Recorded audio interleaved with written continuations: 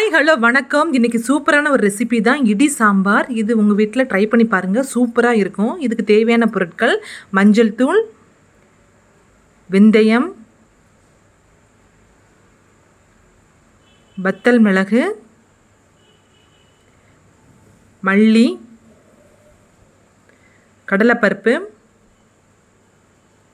முழு காயம், ஜீரகம், மிளகு, அரிசி,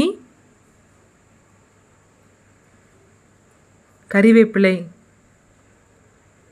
எண்ணெய், சாம்பாருக்கு தேவையான காய்கறிகள், எல்லா காய்கறியும் போட்டுக்கோங்க.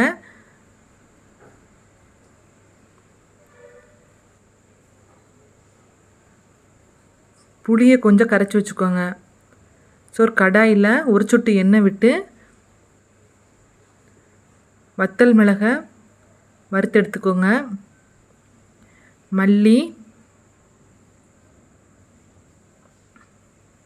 ஜீரகம், காயம்,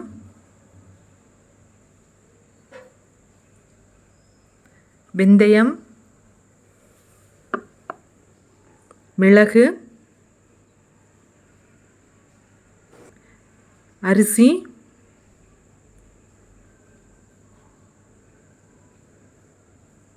கடலைப்பருப்பு, கறிவேப்பிலை எல்லாத்தையும் தனித்தனியாக வறுத்தெடுங்க. கடாயில் நல்லா ஆற வச்சு நல்லா மிக்ஸி ஜாரில் நல்லா பொடி பண்ணிக்கோங்க. இந்த மாதிரி ஒரு பாத்திரத்தில் தேவையான தண்ணியை ஆட் பண்ணி காய்கறியை போட்டு உப்பையும் போடுங்க. நல்லா காய்கறி வெந்த பிறகு ஒரு ஸ்பூன் மஞ்சள் தூளை ஆட் பண்ணிக்கோங்க. தேவையான புளியும் ஆட் பண்ணிக்கோங்க. சாம்பார் பொடியும் ஆட் பண்ணிக்கோங்க. நம்ம அரைச்சி வச்ச சாம்பார் பொடியை கூட பருப்பும் ஆட் பண்ணிக்கோங்க. சாம்பாருக்கு தேவையான தண்ணி சேர்த்து ஆட் பண்ணிக்கோங்க. நல்லா கிளறி விட்டுக்கோங்க. 5 நிமிஷம் நல்லா கொதிக்கட்டும்.